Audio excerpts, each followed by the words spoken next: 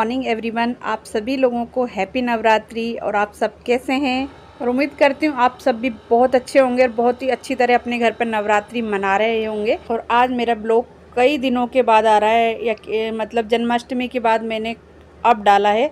और ऐसे ही कुछ तबीयत मेरी ख़राब हो गई थी, इस वजह से मैं डाल नहीं पाई। तो नवरात्रि का जो कलश स्थापना का टाइम था वो सुबह 6 से 7:30 बजे का था। तो सुबह बच्चे और हस्बैंड सब लोग स्कूल जाते हैं, तो सुबह बहुत सारा काम होता है, तो सुबह मैं कलश स्थापना नहीं कर पाई।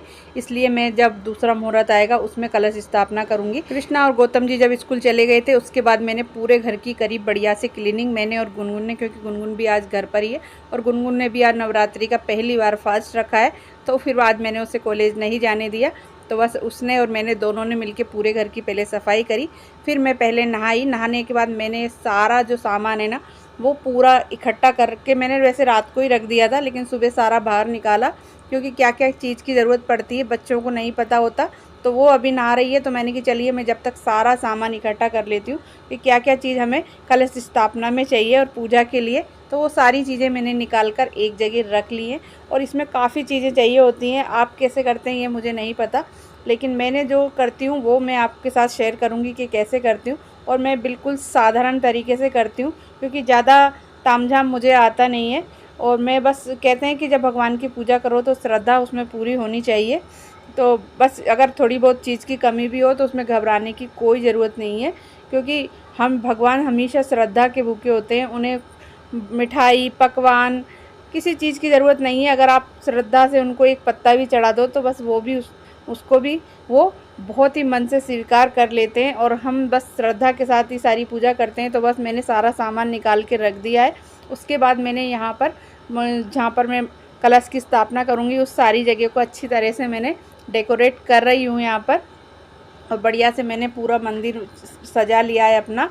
और बस अब यहाँ पर एक एक करके सारा सामान मैं इकट्ठा कर रही हूँ।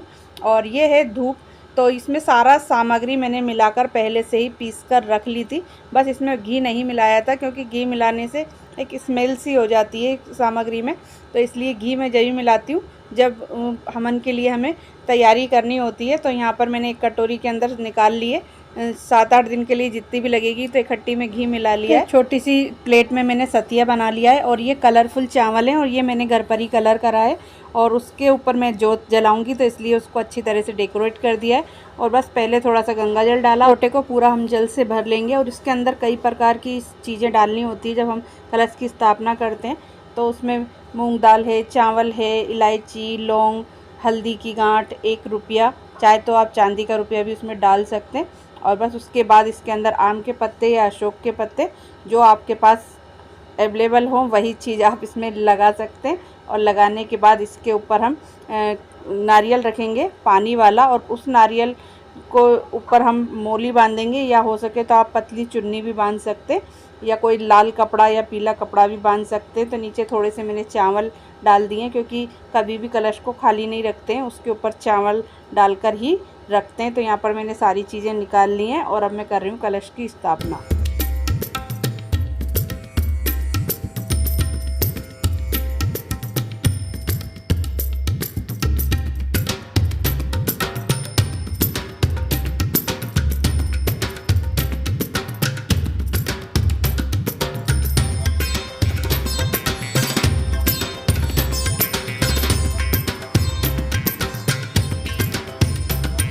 कलश में हमने आम के पत्ते रख दिए हैं और उसके बस अब हम रखेंगे उस पर नारियल। तो नारियल को आप चाहे उस पर चुन्नी लगा सकते हैं, चाहे आप मोली बांध दें। तो मैंने यहाँ पर मोली बांधी है।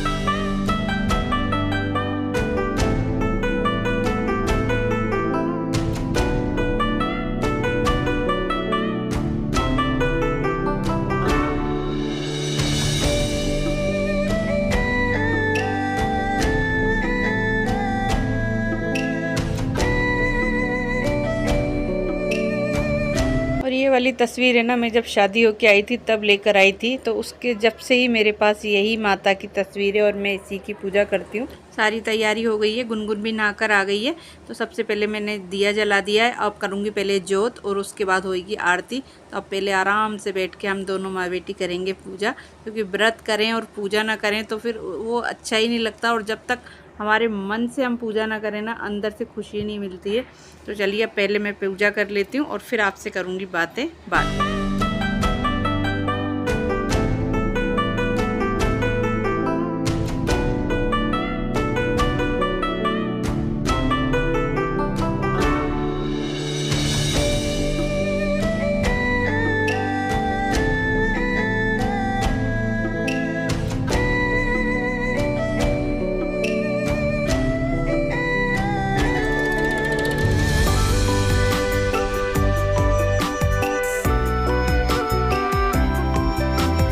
माँ के भोग के लिए आप कुछ भी अपने मन से बना सकते हैं। तो यहाँ पर बस बताशे, लौंग, इलायची वो मैं माँ को पान पे रख कर चढ़ाती हूँ। और उसके बाद आप जो उसमें चढ़ाते हैं हमन में, वो तो अलग है।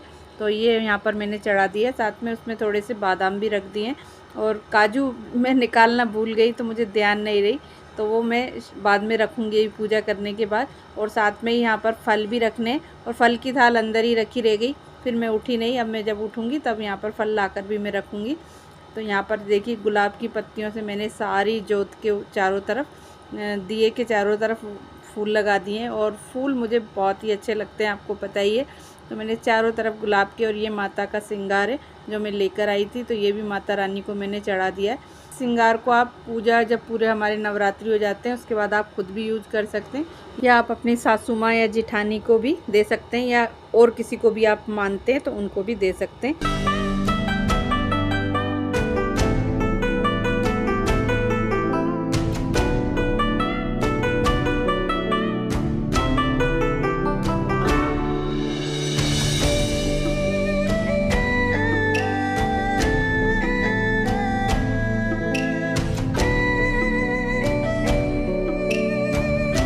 पूजा करने के बाद फिर हमने करा श्रृंगार। तो यहाँ पर थोड़े से तले हैं हमने मखाने, और मूंगफली का मुझे ध्यान नहीं रहा लाने का, तो मूंगफली लाना मैं भूल गई। वैसे रखी थी लेकिन वो बीच में व्रत था उस दिन खाली, तो उसके बाद मुझे ध्यान नहीं रही। फिर यहाँ पर बस गुन्नू ने थोड़े से एप्पल काटे, बनाना, और ये थोड़े से 2 लड्डू छोले के हैं। तो यहाँ पर पहले करते हैं फलाहार। और क्योंकि गुनगुन ने पहली बार व्रत रखा है, तो बच्चों को तो आप जानते हैं, बच्चों को सिखाना भी पड़ता है कि अगर हम नहीं सिखाएंगे तो फिर बच्चे सीखेंगे कैसे। तो बच्चों को हर चीज़ आनी चाहिए, इसलिए थोड़ा थोड़ा उसको सिखा भी रही हूँ कि कैसे करते हैं, क्योंकि उसने आज तक कभी व्रत नहीं करा। और ना उस मतलब पूजा पाठ मैं करती हूँ, वो देखती रहती है, लेकिन उसने खुद ने कभी नहीं करा। तो उसे थोड़ी थोड़ी अब मैं उसे धीरे धीरे करके सिखा रही हूँ। वैसे मैं व्रत उसे नहीं करने देती हूँ, पूजा मैं अपने साथ बिठा के उससे करवा लेती हूँ, क्योंकि जब बच्चे कॉलेज जाते हैं तो फिर पूरा दिन निकल जाता है। फलाहार करने के बाद मैंने बनाए लड्डू, जो कि बहुत ज़्यादा हेल्दी होते हैं, और इन्हें हम व्रत में भी खा सकते हैं, और वैसे आम दिन भी आप इन्हें खा सकते हैं। तो यहाँ पर लिए हैं मैंने पहले खजूर, और इनकी सबकी गुठलियाँ मैंने निकाल ली है। और इसके अंदर हम ना तो गुड़ डालेंगे ना चीनी डालेंगे, बस ये खजूर से ही हम इसे मीठा रखेंगे। मैंने बनाए हैं लड्डू, और इसकी अगर आपको रेसिपी पूरी मतलब देखनी है तो मैंने इसकी शॉर्ट डाली है, और उस शॉर्ट की लिंक मैं डिस्क्रिप्शन बॉक्स में डाल दूँगी, आप जाकर वहाँ पर चेक कर लेना। और किस तरह से बने, और बहुत ज़्यादा हेल्दी होते हैं। और जिन लोगों को बीपी की शिकायत होती है या शुगर भी रहती है, वो लोग भी इसे खा सकते हैं, इसमें कोई भी दिक्कत नहीं है, और बहुत ज़्यादा हेल्दी होते हैं। और सारे जो भी जितने भी सीड्स होते हैं ना, वो सारे सीड्स होते हैं, और इसके अंदर ड्राई फ्रूट होते हैं। और इसमें घी हम ज़्यादा यूज़ नहीं करते हैं, थोड़ा बहुत ही इसमें डालते हैं। जब हम उन सारे ड्राई फ्रूटों को थोड़ा सा मतलब रोस्ट करते हैं हल्का सा, तो उसी समय इसमें ऐड करते हैं। तो लड्डू मेरे बन गए थे, और एक लड्डू भी आप अगर रोज़ खाते हैं तो बहुत ज़्यादा आपकी सेहत के लिए हेल्दी होते हैं। तो यहाँ पर देखिए लड्डू मेरे ठंडे हो गए थे, तो फिर इन्हें मैंने भरकर एक डिब्बे के अंदर रख दिया है। और इन्हें आप फ्रीज में भी रख सकते हैं, और वैसे काफ़ी टाइम तक ये चलते हैं, क्योंकि सब चीज़ हमने रोस्ट कर ली है, तो इसमें कोई दिक्कत नहीं है, बिल्कुल भी ये ख़राब नहीं होंगे। तो यहाँ पर दिन के अंदर फिर जब मेरे पास टाइम था तो मैंने लड्डू बनाए, और व्रत में भी इसे खा सकते हैं, बच्चे भी इसे खा सकते हैं, बच्चों को भी कोई नुकसान नहीं है, और ये गर्मी भी नहीं करेंगे। अब हो गया था शाम का टाइम, और गुनगुन को लग रही थी भूख, तो मैंने गुनगुन को ब्रश शाम को ही खुलवा दिया था।